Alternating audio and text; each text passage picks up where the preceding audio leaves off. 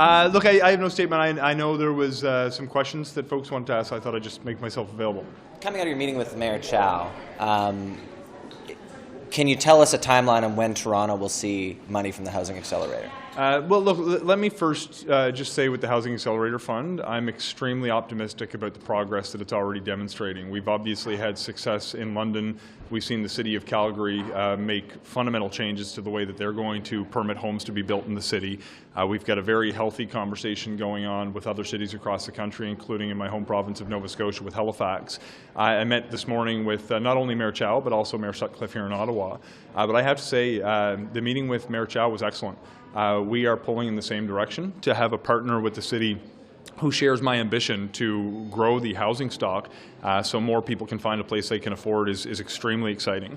There's a number of initiatives that the Mayor has put forward to strengthen the initial application the City of Toronto had submitted to the fund. There's a few areas where we're going to encourage them to take additional steps, but I have to say the response to, in every instance, was one of collaboration and ambition. I don't have an exact date for you because we will need to sort out some details, but to the extent we can finalize things this fall, that would be my goal. Just maybe one follow-up, and I'll... Sorry, just you mentioned areas where they can strengthen their application. What exactly are you talking about? Look, there's a range of different opportunities, and I should say I'm not being met with resistance. It was very, very encouraging. But speeding up the permitting process. Toronto, the largest city in the country, has one of the slowest approval processes. There are best practices we've seen across the country where digital permitting has been adopted.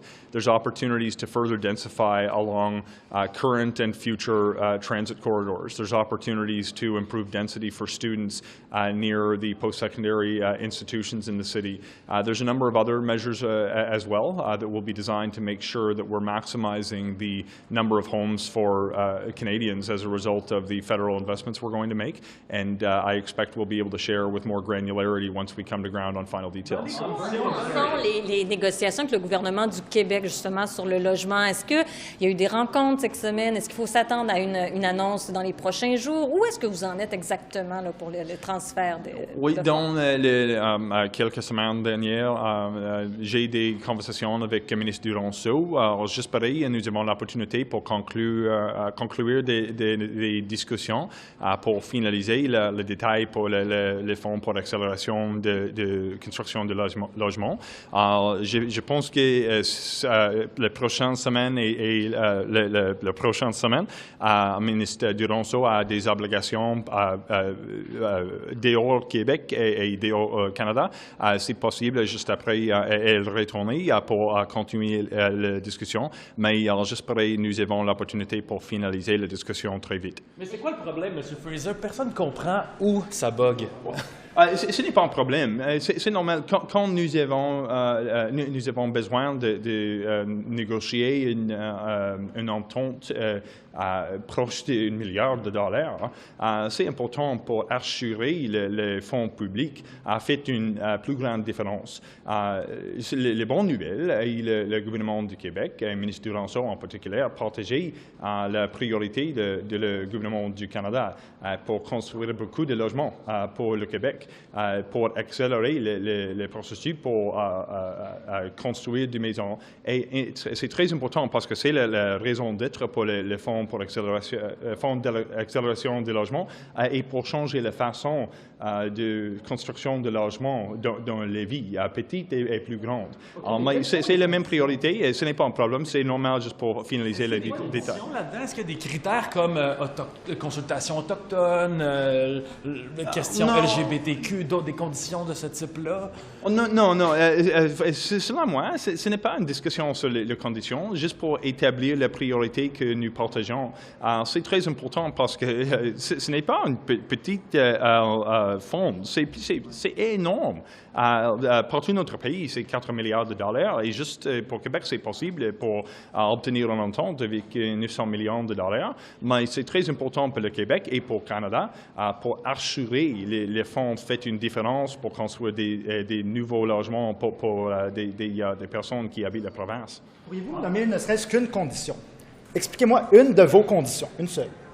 Juste, une I want condition? only to know only one of the conditions that you're posing to the Quebec government. One condition. OK. Pour établir des changements possibles pour les vies, pour construire du logement. C'est possible et c'est difficile parce que la solution aux Trois-Rivières, ce n'est pas les mêmes solutions pour les cités du Québec, mais c'est important pour travailler ensemble avec le Québec pour établir une nouvelle approche pour changer la façon dans les villes pour approuver du logement. Et c'est important aussi pour le Québec, pour le ministre Duranceau et pour moi, pour assurer les fonds résultats dans des nouveaux unités de logement partout le Québec.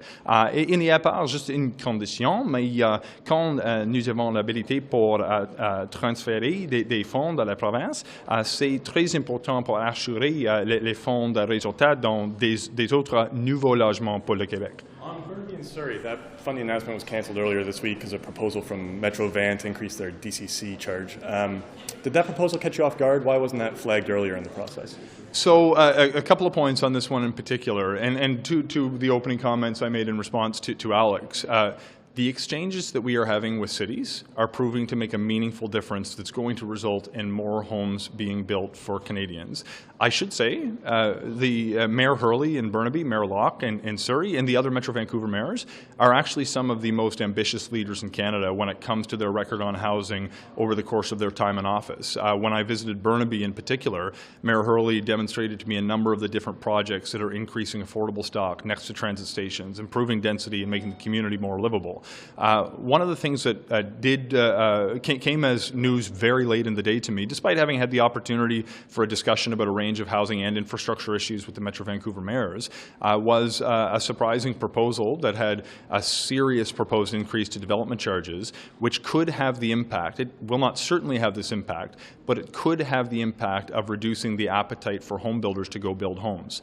If we're going to be advancing significant amounts of funds to different cities across Canada, we want to make sure that the result will be additional homes that wouldn't have been built otherwise. When we see the challenging financial landscape that builders are dealing with as a result of higher interest rates, as a result of higher supplies and materials, the cost of land in particular in that part of the country, we have to make sure the math works for builders to build. So we need to do our homework in light of the potential new proposal that could impact construction and rental construction in particular, to make sure that as we go forward with approval of funds, we're going to see additional homes. My goal is to get to a good place where we can use the Housing Accelerator Fund to support the good work they have been doing and will do, but we have to make sure that the result will be new additional homes and make sure that the landscape works to get those homes built. So was postponing the announcement meant to send a message to other municipalities that increasing the DCC isn't going to be acceptable? Not necessarily. The goal for me was to make sure that we weren't going to be putting funds forward that wouldn't have the desired result. My message, I think I've been pretty clear, though, to cities across Canada, is we want you to change the way that you're building homes. We want you to issue permits faster. We want you to densify from a zoning point of view, and we want you to focus on units that people can actually afford, near transit, near post-secondary institutions, near employment opportunities, near access to services. I actually was really excited about both Burnaby and Surrey, because you may have seen now there was an exchange of letters we had.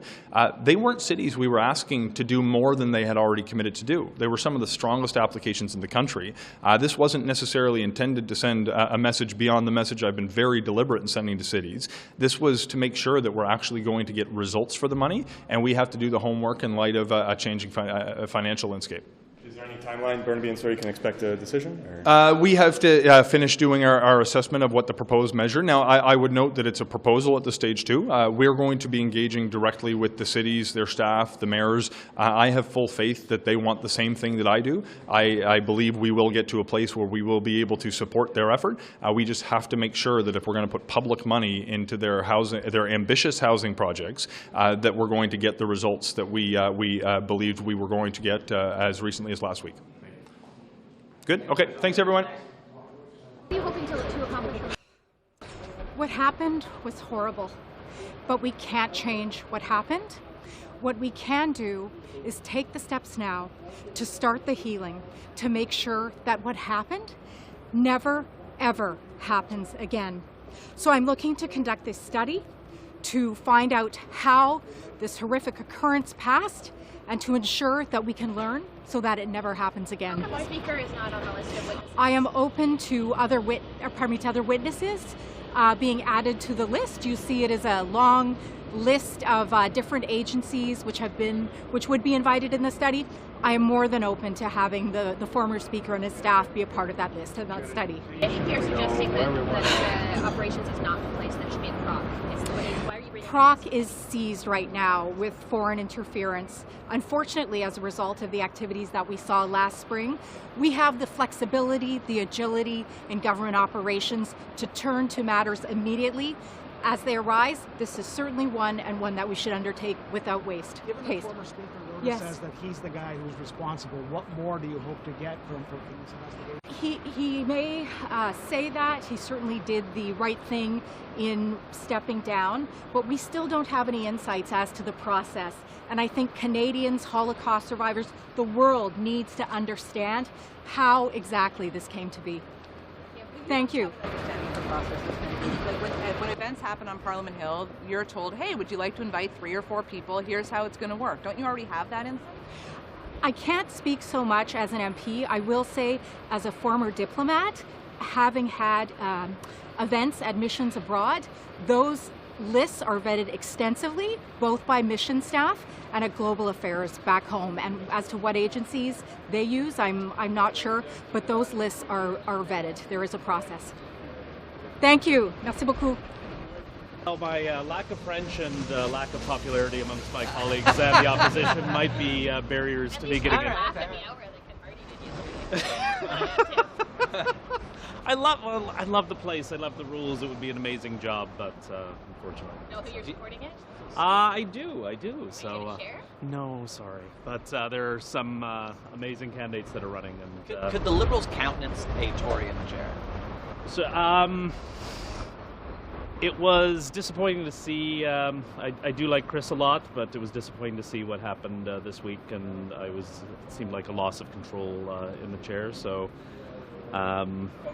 it's a concern during question period and his ruling with respect to the Conservative deputy leader. That was very disappointing to see because it was a very clear violation of the standing orders. And so, if he wasn't going to stand up at that point before an election, I don't know that he'll be able to defend the standing orders moving forward. So, thanks so much, everyone. Take care. Do you know who you're supporting yet? Not yet, no. I mean, there's certainly on the Liberal side, there's some really good people there. I've always liked Carol Hughes from the NDP.